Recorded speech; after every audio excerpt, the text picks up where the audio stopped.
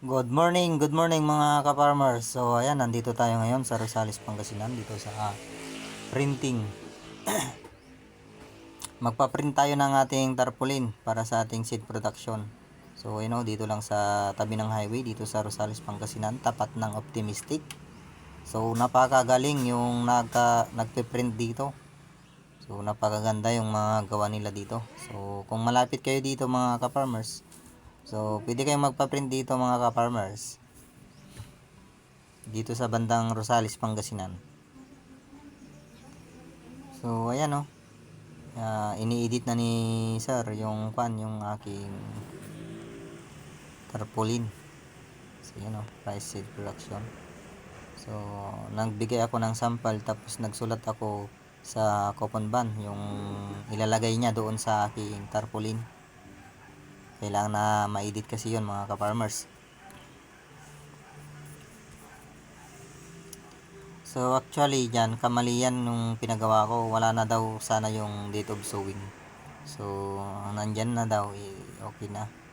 So sa susunod na lang, tatanggalin na lang natin yung seed. Ay, date of sowing niya. So ayun. So may nakasalang pa dito sa printing machine. So isusunod niya yung sa atin kasi hindi niya pa tapos totally na ma-edit yung ating ipinapalagay.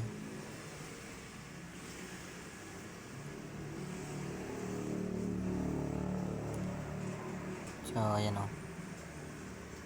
pang Christmas siguro or pang business yun.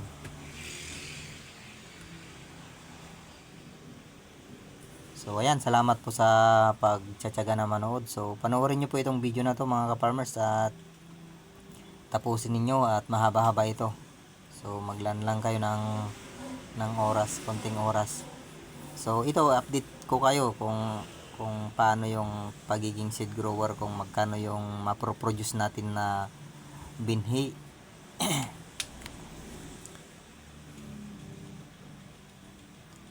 Kung magkano yung kikitain natin bilang isang seed grower.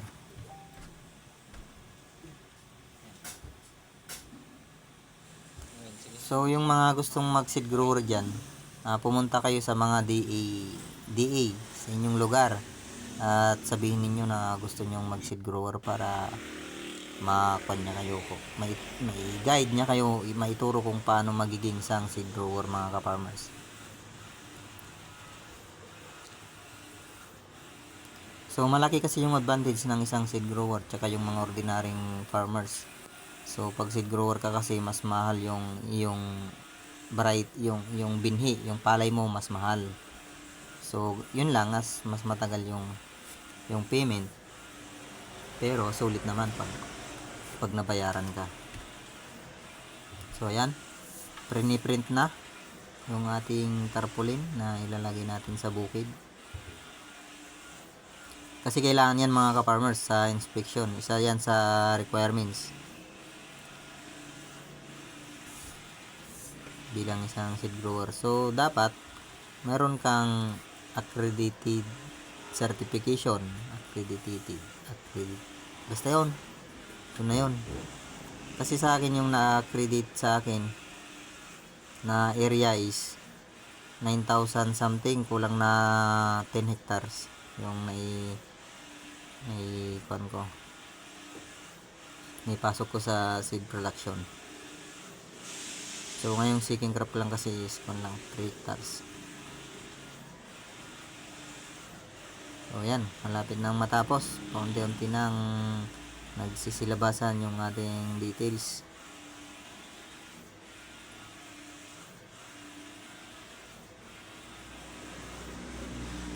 So siya nga pala yung mga gustong magpa-promote yan ng business nila.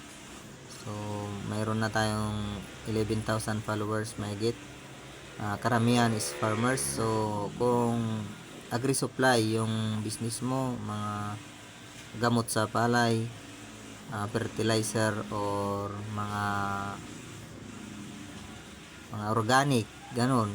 So pwede nyo sa akin ipa-promote at ipo-promote natin sa mga farmers, mga ka-farmers. So kung gusto nyo, kontakin nyo lang po ako at mag-PM kayo sa akin at pag-usapan natin yan mga ka-farmers.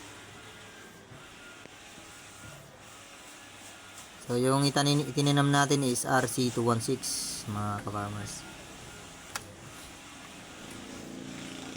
Kasi yan yung isa sa recommendation ng aming presidente dito sa Region 1. RC216 480 512.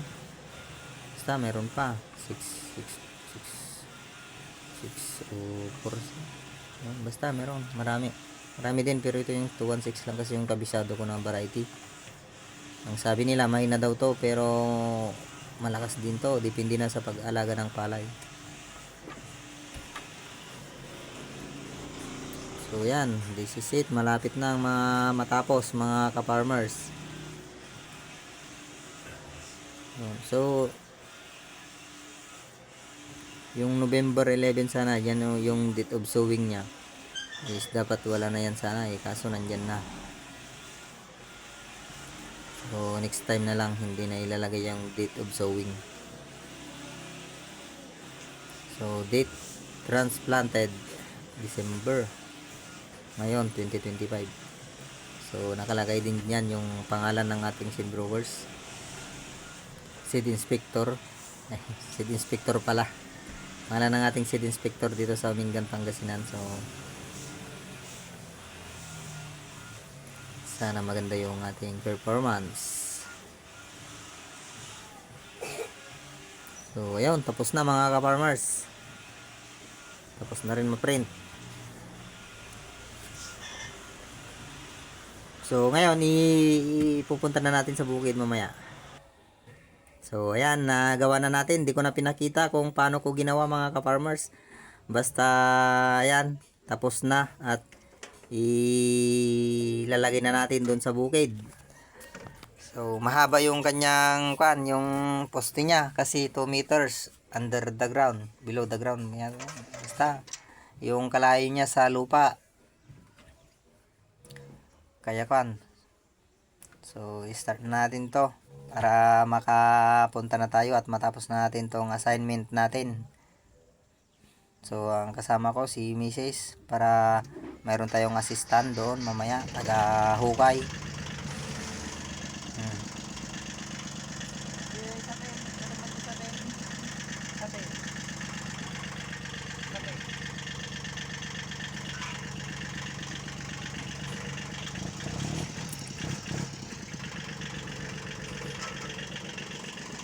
So yun, nauna na. Excited na siyang maghukay kaya nauna na si Mrs. Kaya yung assistant ko ngayon.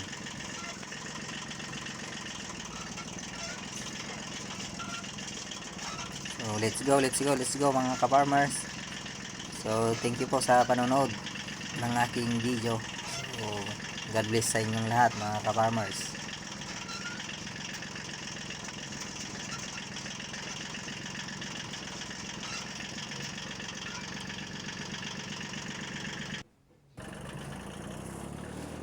So ayan na, undawi na kami mga ka-farmers sa ating area. So ngayon, taga-video ko muna si Mrs. para nagda-drive kasi ako, hindi ko maka-video sa daan. So medyo magalaw-galaw lang.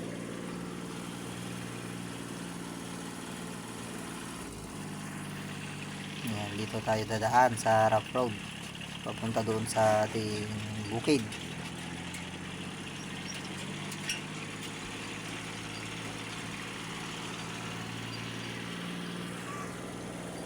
So yun maganda dito sa amin, maliwalas, masarap ang simoy ng hangin, hindi polluted. So ayan, malapit na tayo mga ka-farmers. So doon tayo banda, doon tayo maglalagay. Ayan, mataltag na yung daan kasi nga rough road. So meron pa nabubukid doon, nahuli na. Malawang kasi yung bukid nila kaya nahuli sila, medyo nahuli.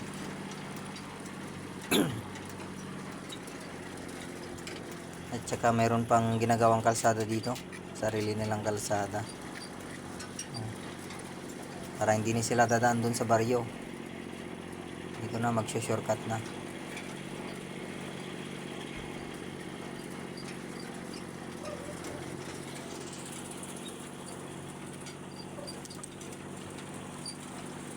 medyo matagal-tagal ang ating video mga ka-farmers at malayo-layo din ang ating pupuntahan. So ayan, finally nakarating natin dito sa ating area. Nakarating na tayo mga ka-farmers. So ayan o. Medyo bumirdi-birdi na din yung ating palay. So 20 days pala ito na itanim. Itong palay natin. Bali na bunot nung kanya. 19 days. Ayan na mga ka-farmers. So baka magtanong kayo mga ka-farmers, walang tubig. So hindi muna natin papatubigin yan para magsuhi muna. So yan, para kuan. So ayun, finally napaitayo ko na mga ka-farmers. Di ko na pinakita kung paano ko pinatayo, kung paano namin pinatayo or paano kami naghukay. Basta yan na lang kasi walang magbibideo. So ayan o, tapos na mga ka-farmers. So mataas. Nilagay na natin sa wakas. So dito titignan natin kung maganda ba dito yung kita niya pag nasa malayo. At tapos na natin. So mabilis kasi maghukay si Mrs. yung assistant ko, kaya mabilis namin na ikabit. So yan yung area namin, hanggang dun sa taas pa yan. Yung kalsada. Hanggang doon sa may punong kahoy doon. So maluwang ito, 10 hectares lahat yung nipasok ko, pero yung iba nasa iba-ibang lugar. Yung tinaniman natin ngayon is 3 hectares lang mga ka-farmers, kasi yan lang muna. Yan lang muna kasi yung naabot ng tubig at saka mahal ang diesel ngayon. Walang budget. Yung kaya lang ng budget natin ang ginastusan natin mga ka-farmers, kasi mahal yung diesel. Ayun o. Hanggang doon. So yun, tapos na yan mga ka-farmers. Happy farming, God bless. Maraming salamat po sa panonood ninyo sa aking video. So God bless all.